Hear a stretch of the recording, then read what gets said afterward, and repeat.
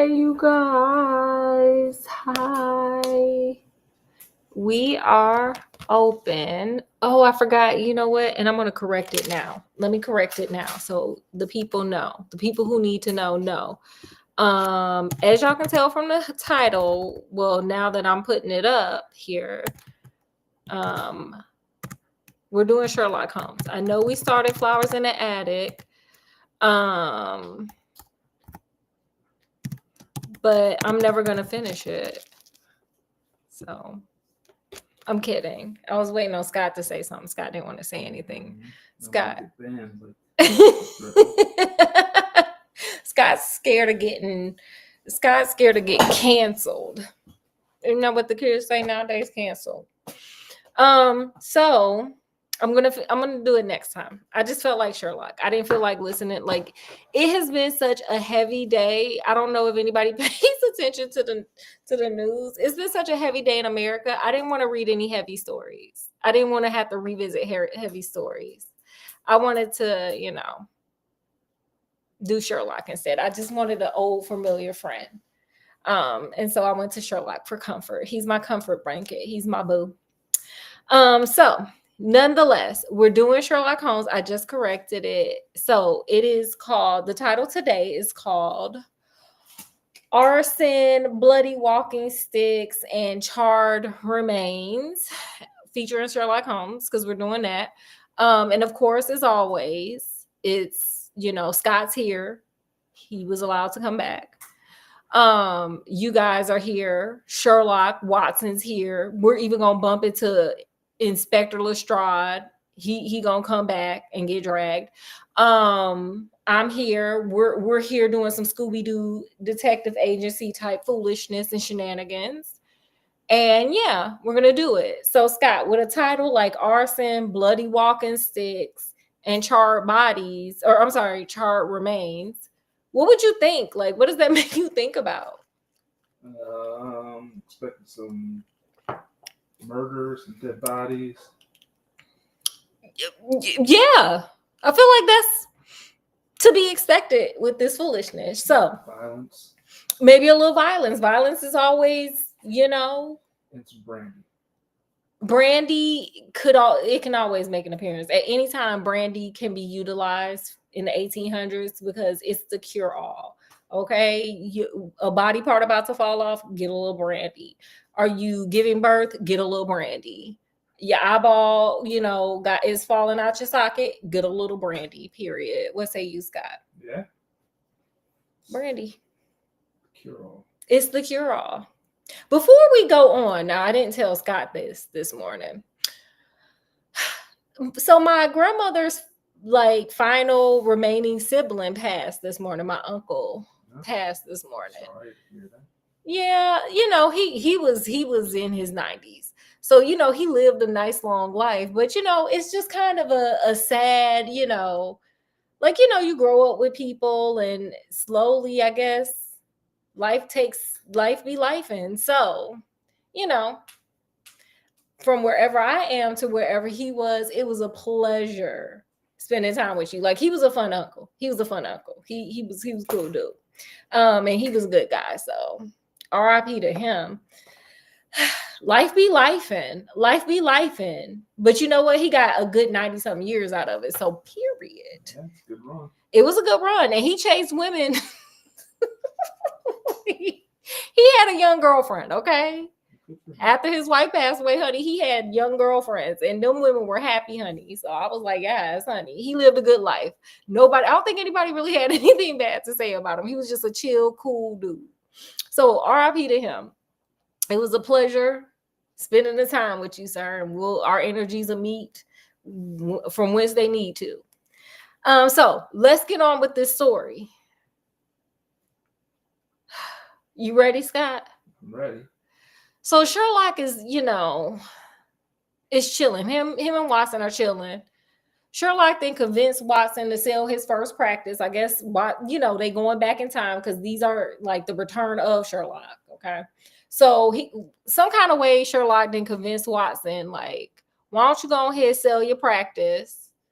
And Watson made a lot of money. Come to find out, Sherlock hooked him up. It was one of Sherlock's family members, and Sherlock was like, "You gonna pay him top dollar."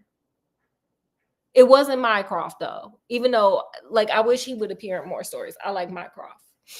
So Sherlock and Watson are talking about this thing. Then all of a sudden, they sitting over breakfast talking about it. Then all of a sudden, this young man come rushing in. He's like, "Oh my God." He's panicked. He's frantic. He's breathing heavy and hard. He's frantic.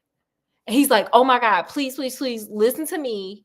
Please, please, please. The police are after me. Some man then followed me from the train here. Please, please, please hurry up and listen to me before the police come and lock me up." Okay. Like, this is breakfast. This is like, we're having a couple of bacon, eggs, and this is the 1800s. So they probably got the egg in a little silver thing and they're cracking it and they're dunking their toast in it. They're having a British breakfast. And here come this man talking about, "Please listen to me before I go to jail." Prison even. Wow. And so Sherlock and Watson, Sherlock's like, I was just telling Watson because he was telling Watson. Oh my gosh, here we go. I forgot this part. Sherlock was also complaining to Watson that since Professor Moriarty was unalived, was taken out, met his maker, cases just ain't been casing no more. He's like, "I'm bored. These cases are just regular degular. This is boring. This is horrible." And then boom, in runs this man talking about, help me, police chasing me, listen to me before they come lock me up." Panicked. And so Sherlock is like, "I was just saying, where is Professor Moriarty or somebody from his crew? And then here you came along. So yeah, I've been ready." Huh? This guy's from Moriarty's crew? No. But you hear Moriarty, you think crew. So he's just like, "By all means, please give me something to do, honey. I was getting bored." And so, the dude's like, "My name is John Hector McFarlane. You have probably read about my name in the paper." And like, not in a way like some of these influencers be like, "I got 1 million TikTok followers. You should know me." Not like that. More like, my name is attached to a unaliving. You have probably seen my name in the paper. More like that. Infamy, not being famous. So, he's like, "You probably saw my name in the paper. Let me explain." And Sherlock is like, "Sir, we ain't even really started breakfast yet. So we ain't even got to the paper part. Like, literally, I was talking about Professor Moriarty and how boring it is since he's gone. Like, he was keeping my mind occupied. Okay. So I ain't even had time to look at nobody's paper. It's really early in the morning. And you running up in here talking about the police chasing." Okay. So he was like, "Oh, well, grab that paper over there and go ahead read so I can get to it, because the police, I'm telling you, some dude was on a train following me, and I know it's the Popos." And so, Holmes looks at the case, and basically the case is, there was a guy, Jonas Oldacre. Jonas Oldacre was like this very wealthy guy.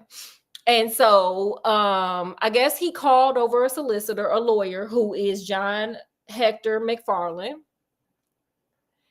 to, sign some documents for him. Well, to Mr. McFarlane's surprise, he was in this man's will, and he didn't even know this man. He didn't even know Jonas McAcre, but his family, his mom and dad, were friends with this man back in the day, but they just stopped talking just mysteriously. So, all of a sudden this man is calling him to the house. He's like, "Come over to my house and let me show you something." And boom, it's some documents, and it's a will. Like, in the event of my unaliving, you get all my money. Scott, what would you think about that if that happened to you? I would think about shopping. You would. At the best malls. I would think about the deceased. Is that true, Scott? Or are you just saying that because you are being reported? That's true. I would think about shopping. So at the finest malls. But whenever this man, he's not deceased. He's just signing, he's just drawing up a will and making this man notarize, even though I think this would be a conflict of interest, now that I think about it. But whatever, we're not thinking like that. We're just thinking like, man, I don't really know you, and you my parents' friend who was never around when I was growing up, and now you're giving me all the money. And so he asked why, and the guy was like, oh, I don't have any kids, I'm a bachelor, and your mom and dad were such good friends that I don't talk to ever, that I decided to leave you the money. Mm-hmm. And so that's what happened. And so the lawyer was like, wow, this is great. So Mr. Oldacre was like, hey, I gotta go, even though I told you to come here. I gotta go all of a sudden. Do you mind coming back tomorrow, but not early in the morning, seeing how you like to bust in on Sherlock? I'm kidding. Not early. How about you come at like 9:00 and have dinner even over here?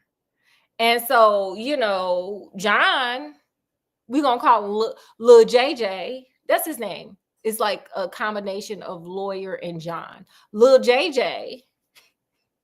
What you think about that name, Scott? Good name. Lawyer and John. So Lil JJ and Lil JJ was like, well, I mean, this man is leaving me all kinds of money. So who am I to tell him no? I mean, I'm at your service, sir, anytime you want me to come. So he was like, yeah, draft up the papers, bring them back at 9, come have a little dinner, whatever. And so Lil JJ was like, cool, I'll be back tomorrow at 9. But Lil JJ said he got lost. He couldn't find this man's house. And so he didn't get there till about like 10. He was a little late. But do you think Mr. Oldacre cared? No. He was like, oh my God. So he sent him down, set him down, gave him like a nothing dinner. It literally says that in the book. In the book, it says that dinner wasn't worth, it was trash. It was mid. I think that's what the kids say. It was mid. And, then they got to talking. They went to his office, got to talking. And it got late. They were up till midnight signing papers and doing whatever they did. So, it was time to go. So Mr. Oldacre was like, hey, I don't want you to wake up my maid. Oh, by the way, the maid opened the door and let him in and took him, where he needed to go and served him the dinner or whatever. So Mr. Oldacre was like, hey, I don't want you, waking up my maid. So why don't you just go out the window? I'm not kidding. Why don't you just go out the window? And go that way so you don't wake her up. Like, sir, when has the maid gotten that much respect? Are you messing around with her? Like, why would I would have been like, I'm sorry. I would have had questions. And why is going out the front door so noisy that you wake up the maid? It just, again, why are you leaving me this money? Like, all these things are red flags for me that I would have been questioning. But this kid is like he ain't questioning nothing. Oh, also, I forgot this part. Mr. Oldacre also was like, don't tell your mom and dad that I'm giving you this money or that we're even meeting. Okay. Nothing's nefarious. This is fine. This is what we're doing in the 1800s. This is what we're doing in London at that time. Period. So he shoves them out the window like they sneaking in their mama house, I guess. And, old boy goes to a hotel because it's super late and the trains the stagecoaches probably stopped running. So he gets a hotel for the night. He goes to sleep and he's like, I wake up and before that, there's a knock on the door. Before he gets to telling this story, knock on the door. I forgot this part. In comes, Inspector Lestat. And he's like, boom, get this man, handcuff him, get him. He going down. He in the paper. We done put him in the paper. He didn't unalive this man. I think I forgot to tell y'all that part in the paper. It just basically said he unalived. The man got found unalive. He was bludgeoned with a cane, a bloody walking stick. There was a bloody walking stick. They saw somebody had went out the window. I guess I told y'all all that part. This is all out of sync. And they was looking for this man because he was the last one, as per the maid, to come in the house. And she ain't never see him leave, probably because he got pushed out the window, but whatever. So she clearly sleep is very important to her, and it's important to her employer. It's very important that she gets her 8 hours. Clearly. So anyway, so Lestrade comes in, arrests him, and he tells this story. He's like, well, I never grabbed my nightstick, my walking stick, because I got pushed out the window. And I didn't think about it because, who the hell gets pushed out the window?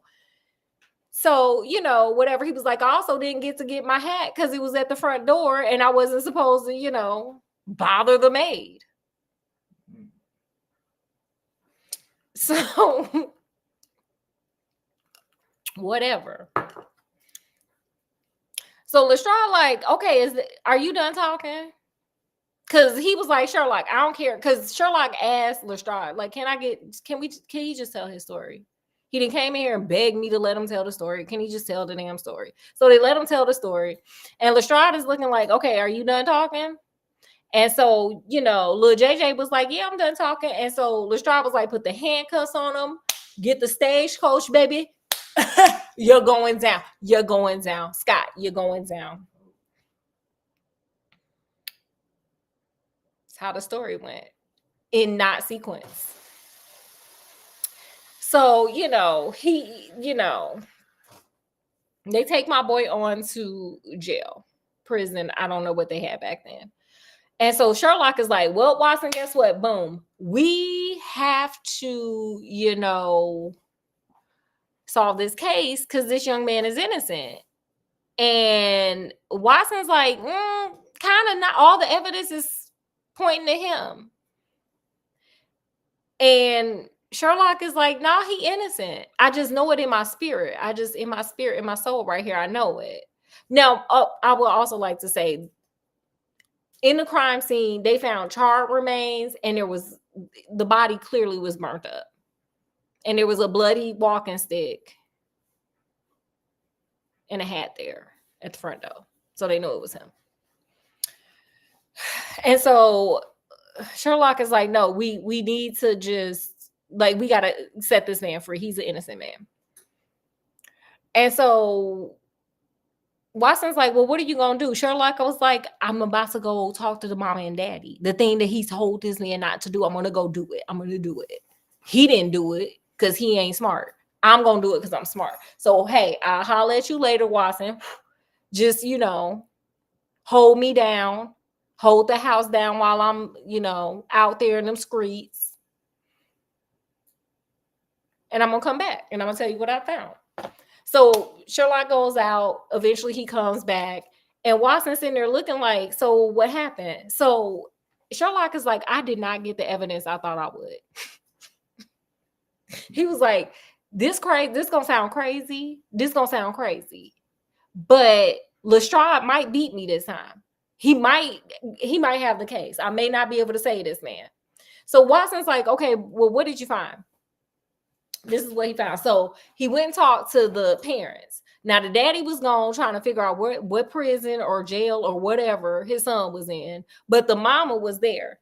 And let me tell you what the mama said. The mama had me cracking up because she dragged the hell out of Mr. Oldacre. I was like, oh, honey, she didn't like him much. What? Why are you about? Yeah, she dragged. Okay, she said, on the contrary, she spoke of him with such bitterness that she was unconsciously considerably strengthening the case of the police. For, of course, if her son had heard her speak of the man in this fashion, it would be predispose him towards hatred and violence. This is what she said. He was more like a malignant and cunning ape than a human being. Okay. I was like, okay, girl. tell us how you really feel, girl. He must have cheated. She said, and he always was ever since he was a young man. You knew him at this time, said I.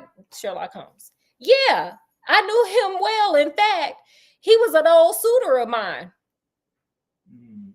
Thank heavens that I came to sense, I had the sense to turn away from him and to marry a better, if poorer man. Girl, you are dragged. That's number 2 that got dragged, because she dragged that husband. She was like, he ain't got no money, but he better than that first one. Period. Okay. But she dragging that current husband too. Okay. She said he ain't got no money. He broke. I was engaged to him, Mr. Holmes, when I heard a shocking story of how he had turned a cat loose in an aviary. Do you know what an aviary is? Isn't that like a place where you keep birds? Yes. So he turned a cat loose to get them birds, honey, and they couldn't get away. He was like, I like mayhem and chaos, period. Okay. And I was so horrified at his brutal cruelty that I would have nothing more to do with him. Smart woman. She rummaged in the bureau, and presently she produced a photograph of a woman shamefully defaced and mutilated with a knife. This is my own photograph, she said. He sent it to me in that state with his curse upon my wedding day. Girl.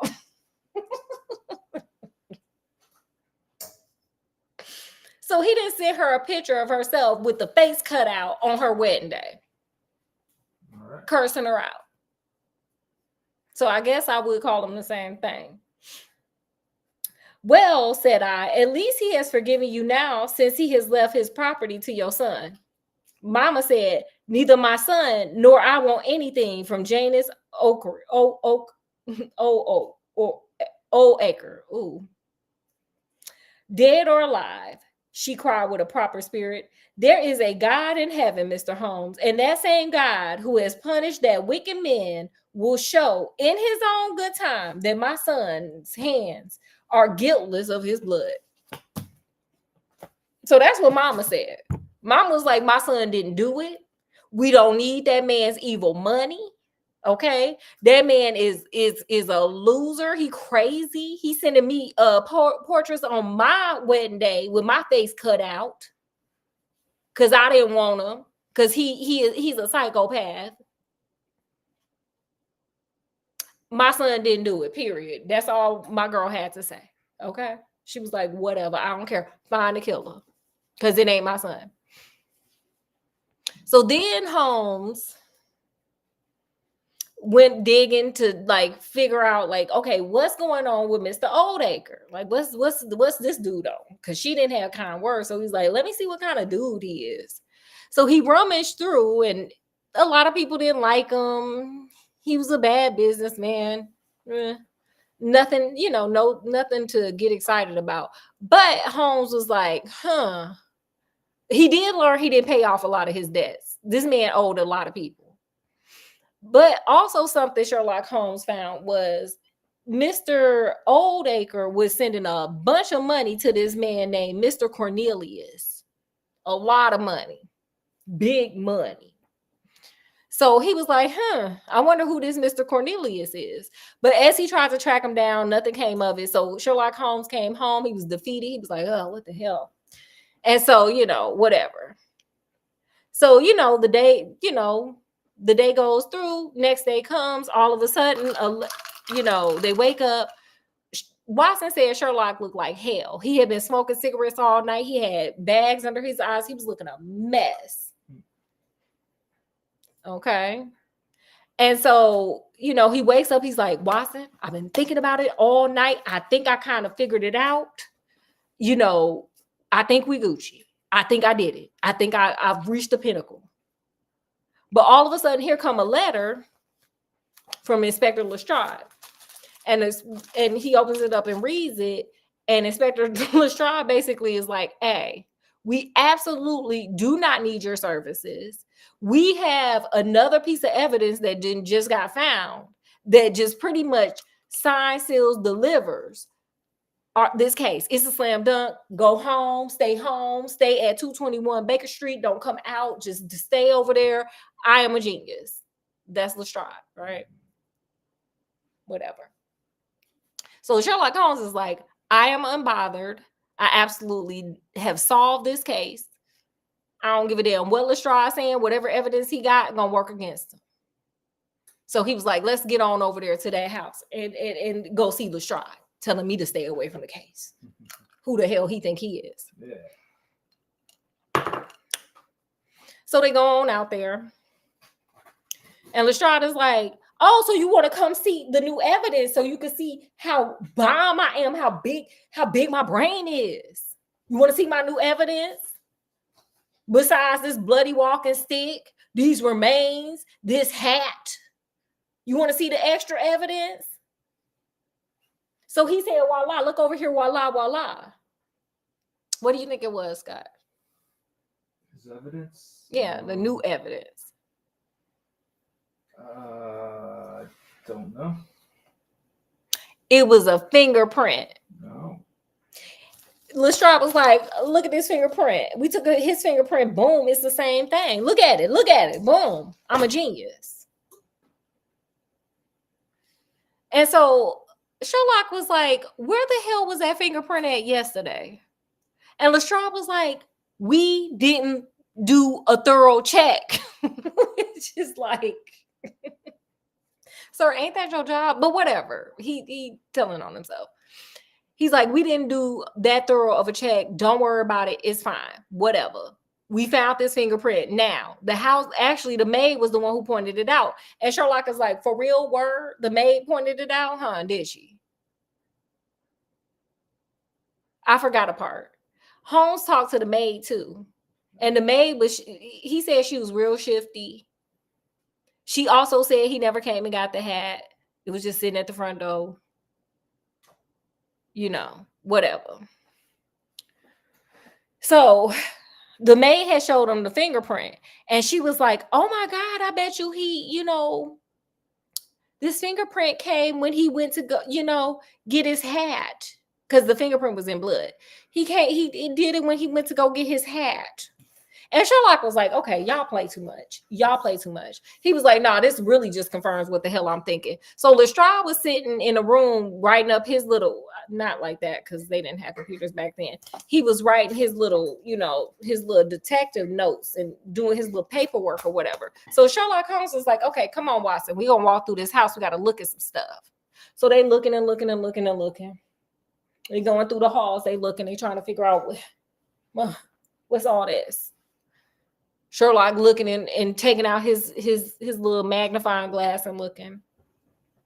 So all of a sudden he go in there to Lestrade and he was like, hey, Lestrade, you know how you so smart and you so brilliant and you know everything? Did you know that there's one more piece of, there's another witness that we can have in this case that would really slam dunk it? Did you know that? And so Lestrade looks up and he's like, dude, I'm trying to do my paperwork so I can go home to my wife. She done made some mutton. I feel like that's what they ate back then. She done made some mutton stew and some minced meat pies.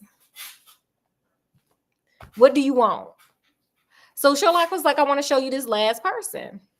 So Lestrade's like, I'm going to humor you because you didn't help me on a couple of cases, even though it's been every damn case. You didn't help me on a couple of cases. I'm going to humor you. So Sherlock was like, do you have any other investigators out there? And Lestrade was like, yeah. He was like, are they big dudes with strong voices? Lestrade was like, yeah. He was like, have them go out, get us some hay. We're going to put it in this hallway right here.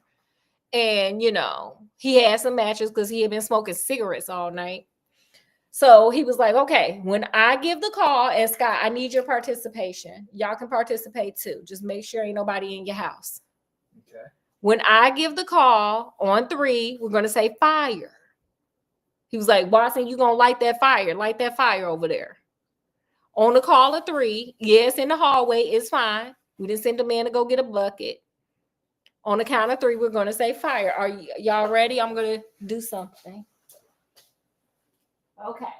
1, 2, 3. Fire. 1, 2, 3. Fire. And out came a man. Wow. a weird Humpty looking man. But okay, I'm gonna tell y'all how they said it because they be dragging in these books, y'all. Humpty Hump came out. Yeah. They said a wall moved that didn't even look like, it was a door. And, Humpty Hump came. No, I'm kidding. The detective stared at the newcomer with blank amazement.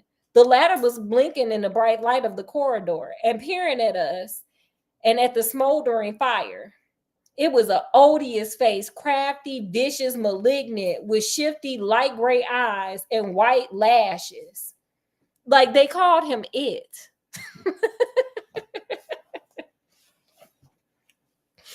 Okay. So I guess my girl wasn't too far off with what she was saying. Period. Okay. Because they was over there not describing him nice either. So, they all looking at him like, what the hell? And so, Sherlock Holmes was like, yeah, this is your witness right here. This is Jonas Oldacre.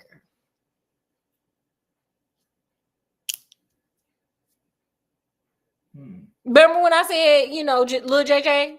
Remember I said little JJ was innocent? And remember how you got all cocky and stuff? Remember that? Remember? Yeah, this the dude right here. Why he still here with us when he supposed to be unalived over there? Wait. Because I got more to read. So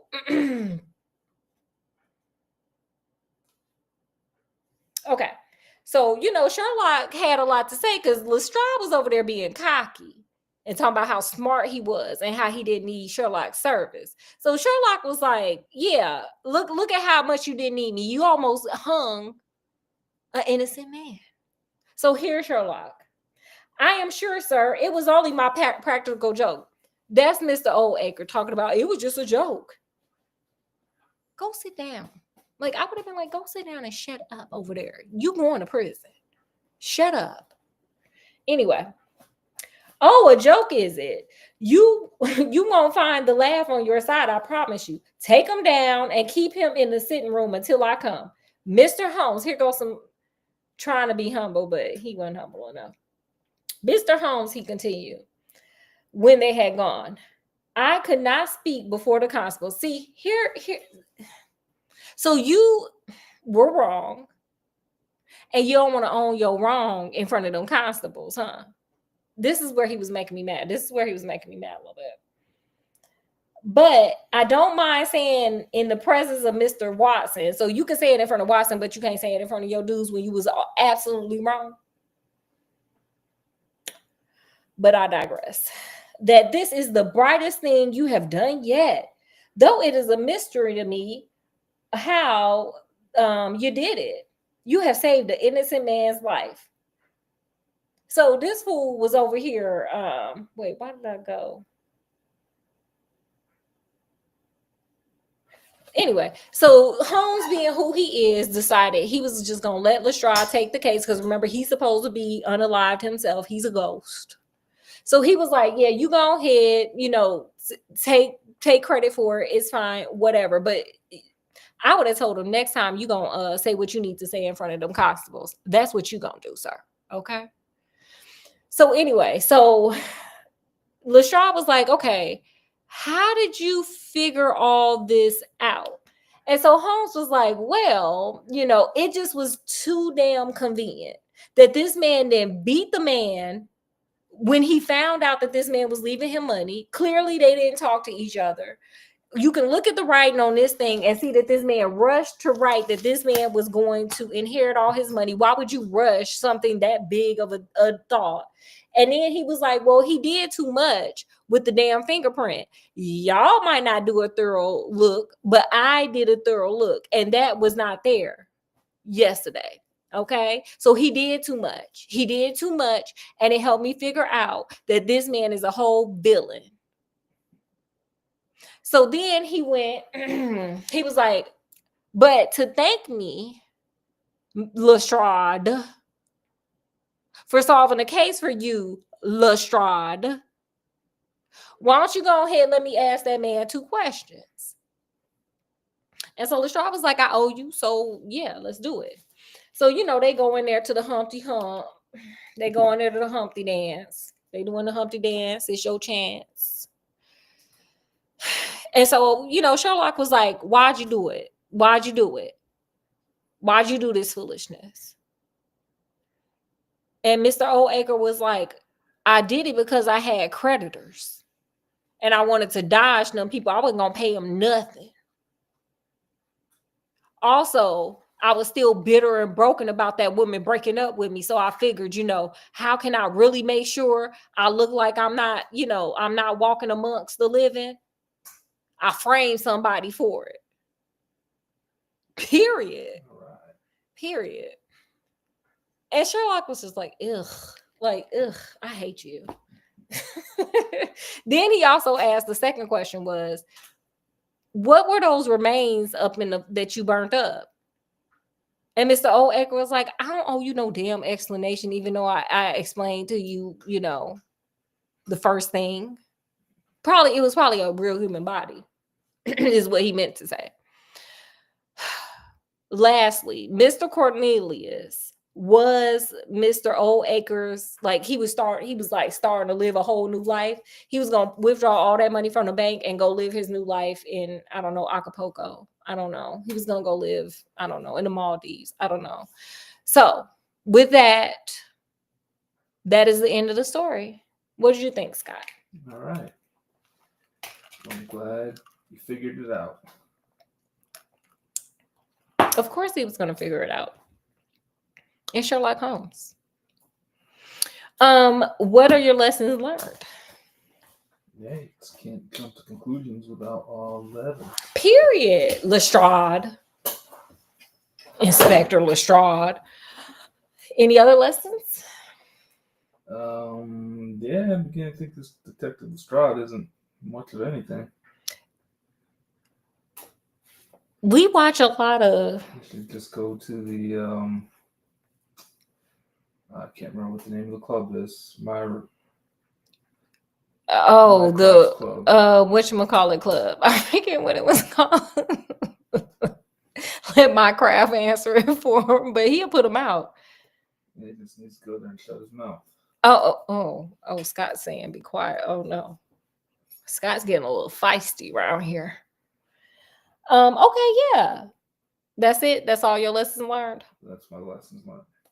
Okay, my lessons learned is this. Don't be holding no grudges. Don't do it. I had to learn that. I've had to learn that during my life. But don't be holding no grudges. Look at what happened to Mr. Oldacre when he held that grudge. Like, sir, you could have just let her go. You probably didn't get no new woman because you was still sitting up there holding hate in your heart for that first woman. Anyway, he was clearly, Mr. Oldacre was smart, so I got this. Use your smarts for good, and good will come to you. He used his smarts for bad and got caught. Clearly, sir, you're not a good criminal, okay? He used it for bad, got caught. He's whack, boo, hiss, and tomato. Also, when you do too much, you're doing too much. He over there putting old foot fingerprints in blood. Oh, and how he did the blood, he took his finger and just kept bleeding and just smearing it on his wax thumbprint. Like, who does? Like, sir, you are diabolical, and you look like you're diabolical. I feel like he looks like this Humpty, like these Humpty glasses. He looked like that for real, because he's diabolical. What else? That's all you got? That's all I got. Lastly, thinking in the spirit of my uncle passing, I think this needs to be said. The probability of people actually getting here and actually growing up into adulthood are astronomically low. So if you got this far, do you, baby. Do you. It doesn't matter your past. It doesn't matter what you're going through. Just go do something to make yourself happy. I think that's what makes life worth living. Period. Okay.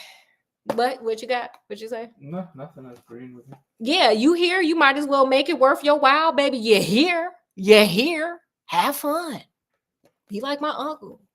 Get some young girl. I'm kidding. So anyway, last but not least, of course, y'all know we like to taste test. Here we go, huh? It's taste test time. Okay, I found something different and unique at the Asian store. That's what we always do. This is poppin' cooking. You can like decorate these cute little things, and there's like a bunch of different like ice cream cones. Like we're gonna do all of them because I thought these were so cute. Look, so cute and so fun. Look, Scott, isn't that so cute and so fun? Yeah, very cool. Okay, so we're gonna open this up. It comes with these cute little directions. We may not make it all the way with this. Once I get frustrated, I don't want to do it no more. Okay, we got some wrapping. We got some cute little things, and it's telling me to cut it. I'm gonna cut it. I'm cutting it.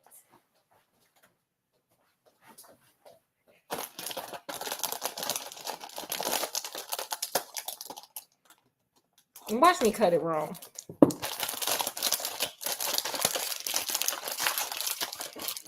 I guess we are really doing some arts and crafts and cooking.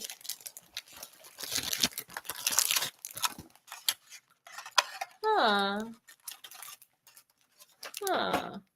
Wait, do you have to really make this stuff? Looks very complicated.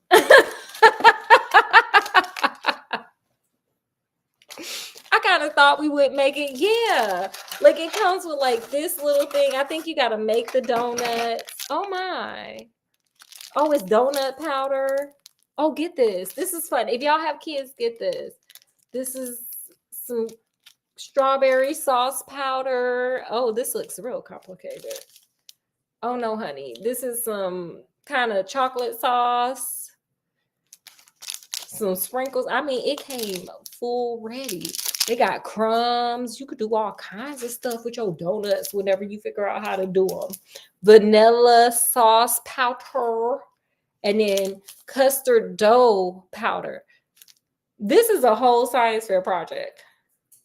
So what we're going to do is not do this. So with that being said, still go get the kit. If you are into like doing fun things and making fun donuts and stuff and decorating them, totally get this kit. It's a cute little arts and crafts kit that we're not going to do right now because it just seems like a lot. Anyway, so with that being said, sorry about that, guys. We'll have something better next time.